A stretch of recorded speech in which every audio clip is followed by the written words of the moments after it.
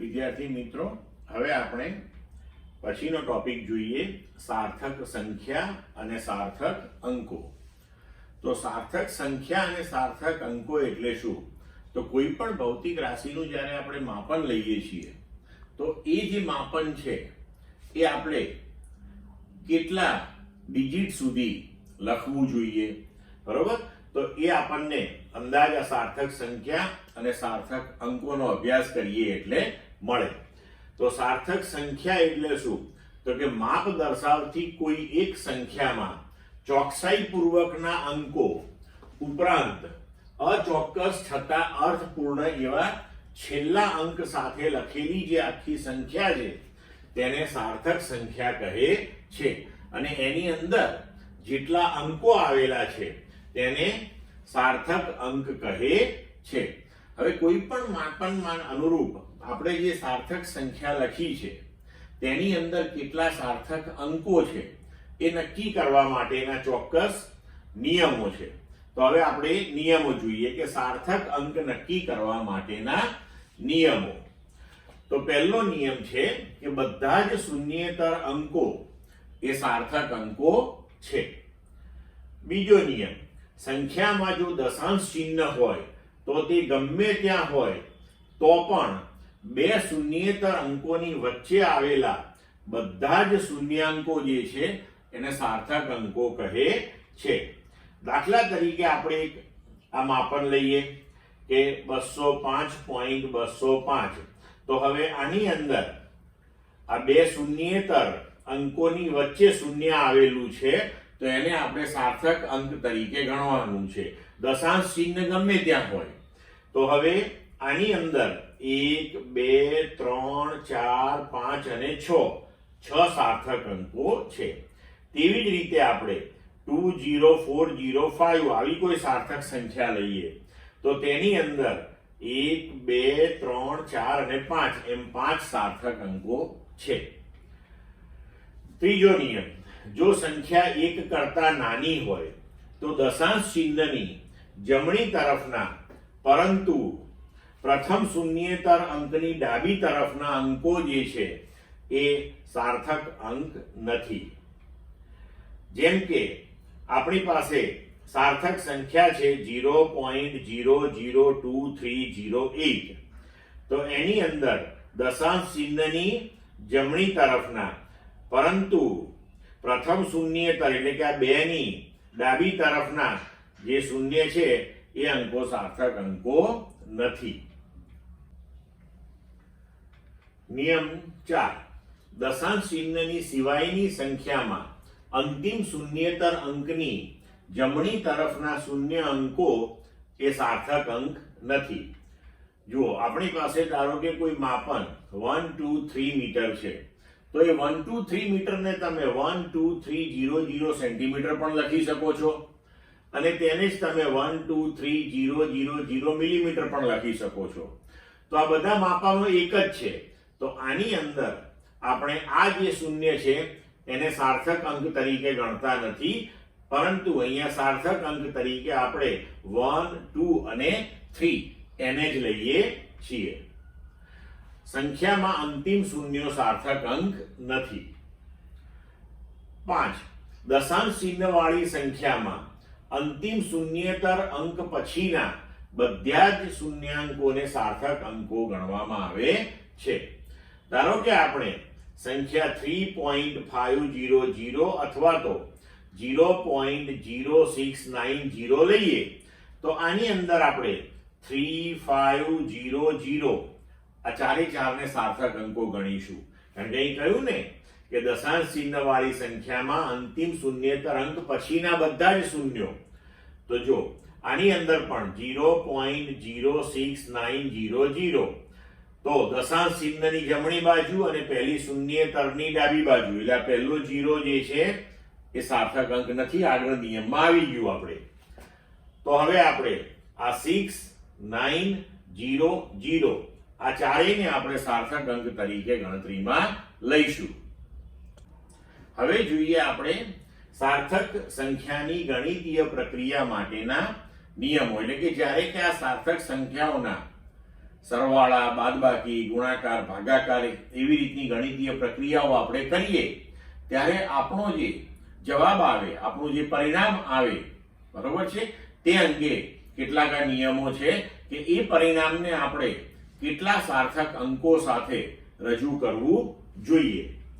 તો પહેલો નિયમ છે કે સંખ્યાઓમાં ગુણાકાર કે ભાગાકારથી મળતા અંતિમ પરિણામમાં એટલા જ સાર્થક અંક રાખવા જોઈએ જેટલા મૂળ સંખ્યાઓ પૈકીની જે સંખ્યામાં લઘુત્તમ સાર્થક અંક હોય.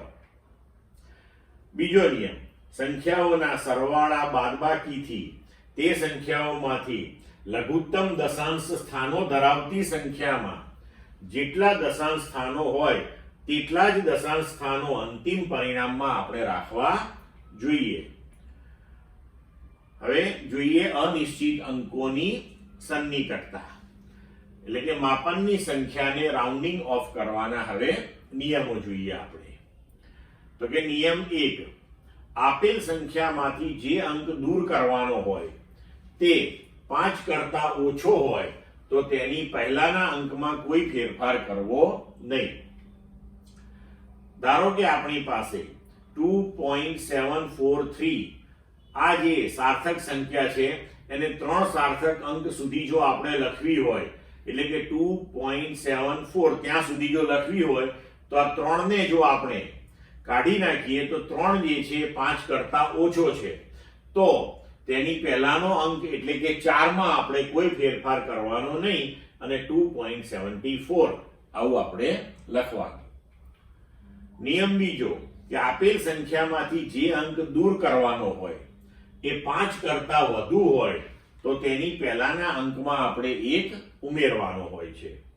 દાખલા તરીકે આપણે 2.746 આ જે સંખ્યા છે એને 3 અંકો સુધી જો આપણે લખવી હોય અને આ 6 જે છે એને દૂર કરવો હોય તો 6 એ 5 કરતા મોટો છે, તો 6 ની આગળનો જે અંક છે 4 એમાં આપણે 1 ઉમેરીએ એટલે 2.75 એ આપણી સંખ્યા થશે.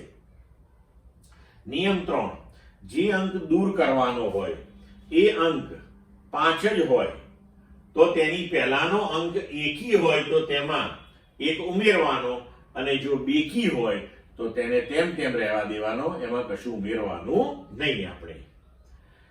જુઓ સંખ્યા 2.745, હવે આને આપણે 3 અંક સુધી લખવી હોય, આ 5 ને આપણે કાઢવો હોય તો 5 ની આગળ 4 એ બેકી સંખ્યા છે તો કોઈ ફેરફાર આપણે કરીશું નહીં એ અંકમાં અને 2.74 આપણે લખીશું.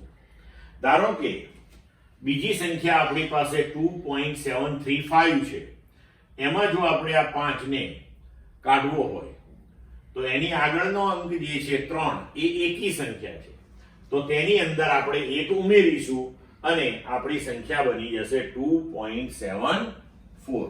બરોબર, સમજ પડી મિત્રો? મિત્રો હવે જોઈએ આપણે અંકગણિતીય ગણતરીના પરિણામોમાં અનિશ્ચિતતા નક્કી કરવાના નિયમો. તો હવે ધારો કે આપણી પાસે કોઈ લંબાઈનું માપન છે 16.2 પ્લસ માઇનસ 0.1. હવે જ્યારે આપણે આવી રીતે કોઈ માપન લખીએ છીએ તો એનો મતલબ એ થયો કે લંબાઈનું મૂલ્ય 16.2 સેન્ટીમીટર છે, પણ એ જે માપન છે તેમાં 0.1 સેન્ટીમીટર પ્લસ માઇનસ આટલી ભૂલ હોવાની શક્યતાઓ રહેલી છે. તો એ માપનને આવી રીતે લખવામાં આવે છે.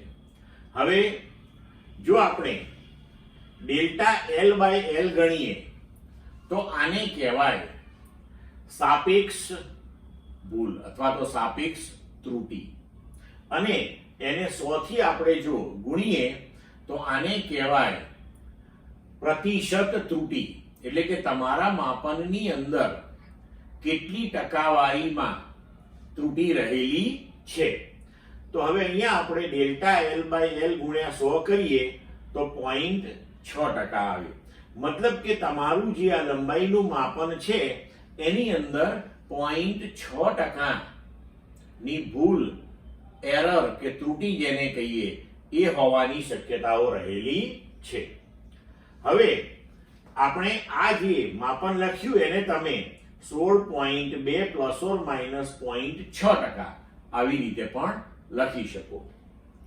હવે ધારો કે આ લંબાઈ માપી તેમ પહોળાઈ આપણે લખીએ, ધારો કે 10.1 પ્લસ ઓર માઇનસ 0.1 સેન્ટીમીટર છે. તો પહોળાઈ માટે આપણે જો પ્રતિશત ત્રુટી ગણીએ તો ડેલ્ટા બી બાય બી એટલે કે 0.1 ભાગ્યા 10.1 ગુણ્યા 100 તો 1% થાય. તો હવે એને આપણે ટકાવારીમાં લખીએ તો બી બરાબર 10.1 પ્લસ ઓર માઇનસ 1%, એટલે કે પહોળાઈનું જે માપન છે 10.1 એમાં 1% ત્રુટી હોવાની શક્યતાઓ રહેલી છે. હવે જો આપણે આ લંબાઈ અને પહોળાઈનો ઉપયોગ કરીને ક્ષેત્રફળ શોધીએ તો લંબાઈ ગુણ્યા પહોળાઈ એટલે કે ક્ષેત્રફળ થયું આપણું. તો આ લંબાઈનું માપન અને આ પહોળાઈનું માપન. હવે અહીંયા આપણે ધ્યાન રાખવાનું છે કે જ્યારે આપણે આ ગુણાકાર કરીએ ત્યારે આ 16.2 અને આ 10.1 જે છે એને આપણે સાચા મૂલ્યો તરીકે ગણીએ છીએ. તો એ બંનેનો ગુણાકાર એકબીજા સાથે કરવો પડશે. તો 16.2 ગુણ્યા 10.1 કરો એટલે થાય 163.62. અને જે ત્રુટી હોય એનો અહીંયા ધ્યાન રાખજો, ગુણાકાર કરવાનો નથી, ત્રુટીઓનો સરવાળો કરવાનો. એટલે કે 0.6 અને 1, તો અહીંયા તમારી ત્રુટી થઈ 1.6%. એટલે કે તમારા ક્ષેત્રફળનું મૂલ્ય 163.62 સેન્ટીમીટર સ્ક્વેર મળ્યું, પણ એની અંદર 1.6% ની ભૂલ હોવાની શક્યતાઓ રહેલી છે. હવે આ આપણે અહીંયા જે ટકાવારીની અંદર ત્રુટી દર્શાવી છે એને જો આપણે આ એલ અને બી ના જે મૂલ્યો આપણે આ રીતે લખ્યા હતા એ રીતે દર્શાવવું હોય તો કેવી રીતે દર્શાવવું? તો એના માટે આપણે શું કરવું પડે કે ભાઈ ટકાવારીમાં જે ત્રુટી હોય તો ટકાવારી હંમેશા 100 હોય. તો 100 ના માપનમાં 1.6 ની ત્રુટી, તો આપણું અહીંયા આગળ ક્ષેત્રફળનું મૂલ્ય મળ્યું છે 163.62. તો 163.62 એ કેટલી? તો એ પ્રમાણે જો આપણે ગણતરી કરીએ તો આપણો જવાબ 2.6 આવશે આનો. તો આપણે લખી શકીએ કે આપણું ક્ષેત્રફળ 163.62 plus or minus 2.6 centimetre square થશે. હવે આપણે સાર્થક અંકોને ધ્યાનમાં રાખીએ તો તમે જુઓ કે જ્યારે આપણે અહીંયા આગળ 0.1 સેન્ટીમીટર લઈએ કે બી ની અંદર 0.1 સેન્ટીમીટર લઈએ તો સાર્થક અંક જે છે કેટલા છે? 1. તો આપણે આ 2.6 જે છે એને એક સાર્થક અંક સુધી લખીએ તો આ 6 ને કાઢીએ, 6 5 કરતા મોટો છે તો એની આગળ 1 ઉમેરીએ એટલે અહીંયા 3 થયું. હવે આ સાચું મૂલ્ય આપણે 163.62 લઈએ ક્ષેત્રફળનું. તો સાચું મૂલ્ય તમે જુઓ, લંબાઈનું 16.2, પહોળાઈનું 10.1, પણ બંને મૂલ્યોની અંદર સાર્થક અંકો 3 છે. અહીંયા આપણી પાસે 5 આવ્યા, મતલબ કે હવે આપણે આને ફરી પાછું 3 અંકો સુધી લખવું પડશે. તો આ 6 ને જો આપણે અહીંથી કાઢીએ 62 ને, તો 6 જે છે એ 5 કરતા મોટો છે એટલે આગળ એટલે કે 3 માં આપણે એક ઉમેરીશું તો આપણું મૂલ્ય થયું 164 plus or minus 3 centimetre square. Clear મિત્રો? હવે મિત્રો આપણે જોયું કે સરવાળા, બાદબાકી, ગુણાકાર, ભાગાકાર આ બધી ગણિતીય પ્રક્રિયાઓની અંદર જે આપણું ફાઇનલ પરિણામ આવે છે એની અંદર આપણે જે સાર્થક અંકોની સંખ્યા રાખીએ છીએ તે મૂળભૂત માપનોની અંદર જે માપનમાં લઘુત્તમ સાર્થક અંકો હોય એટલી આપણે રાખીએ છીએ. અને એ માટે આપણે રાઉન્ડિંગ ઓફ કરવાના નિયમો પણ જોઈ લીધા. હવે એક થોડોક ફેરફાર જ્યારે કોઈ સંખ્યાનું આપણે વ્યસ્ત ગણતા હોઈએ છીએ ત્યારે આવે છે. હવે જુઓ, એક આપણે ઉદાહરણ લઈને આ વસ્તુ સમજીએ કે ધારો કે આપણી પાસે કોઈ એક સંખ્યા છે 9.58. હવે આ 9.58 નું આપણે વ્યસ્ત ગણીએ તો એ થશે 0.10438. હવે આ જે સંખ્યા છે એમાં 3 સાર્થક અંક છે તો 104 સુધી એને આપણે લખીએ. 3 5 કરતા નાનો છે તો આગળ કશું ફેરફાર નહીં થાય તો આપણો જવાબ આવ્યો 0.104. પણ હવે જુઓ, આપણે સમજીએ છીએ કે 9.58 નું તમે વ્યસ્ત કરો તો જે જવાબ આવ્યો એ જવાબનું પાછું વ્યસ્ત કરો તો આપણો જવાબ શું આવવો જોઈએ? 9.58 આવવો જોઈએ. બરોબર? હવે જુઓ, જો આપણે અહીંયા આગળ આવી રીતે લઘુત્તમ સાર્થક અંકો ની મર્યાદામાં જો પરિણામ લખીએ અને પછી એનું જો વ્યસ્ત લઈએ તો 1/0.104 કરીએ તો આપણો જવાબ 9.615. તો એને જો આપણે 3 અંક સુધી લખીએ તો આ 5 ને બાદ કરતા આગળ એકી સંખ્યા છે એટલે 1 ઉમેરીએ તો 9.62. તો આપણો જવાબ 9.58 ના આવ્યો મિત્રો. બરોબર? તો હવે અહીંયા આગળ એક થોડોક ચીજ છે કે અહીંયા કેવી રીતે આપણે પરિણામને ધ્યાનમાં લેવાનું હોય છે. બરોબર? તો જુઓ કે અહીંયા આપણે જે લઘુત્તમ સાર્થક અંકો અહીંયા આપણે લીધા કે 1 2 ને 3 છે તો આપણે જવાબ અહીંયા આગળ એ 3 સાર્થક અંકો સુધી જે લખ્યો એના બદલે એક વધારે સાર્થક અંક સુધી લખવાનો હોય છે. એટલે કે અહીંયા 1 0 4 અને 3 ત્યાં સુધી આપણે લખવાનું. એટલે એકલા 8 ને જો આપણે અહીંથી કાઢીએ તો આગળ 3 જે છે એમાં 1 ઉમેરાશે કારણ કે 8 5 કરતા મોટો છે. તો આપણો જવાબ થશે 0.1044. તો આવા કેસમાં જે લઘુત્તમ સાર્થક અંકો છે 3 તો એના કરતા એક વધારે સાર્થક અંક આપણે પરિણામની અંદર લેવા. હવે જો અહીં આપણે પરિણામમાં 3 ના બદલે 4 સાર્થક અંકો લઈએ એટલે કે 0.104. હવે આ 3 સુધી લઈએ તો 8 ને આપણે કાઢીએ તો 8 એ 5 કરતા મોટો છે એટલે 3 માં 1 ઉમેર્યું તો 0.1044 એ આપણું પરિણામ થયું. હવે જો આનો આપણે વ્યસ્ત લઈએ કે 1/0.1044 તો આપણો 9.58 આન્સર આવી જાય. એટલે કે વ્યસ્ત જ્યારે કોઈ સંખ્યાનું ગણતરીમાં લેતા હોય ત્યારે લઘુત્તમ સાર્થક અંકો જે છે એના કરતા એક સાર્થક અંક આપણે પરિણામમાં વધારે લેવાનો હોય છે. આ ધ્યાનમાં રાખજો મિત્રો.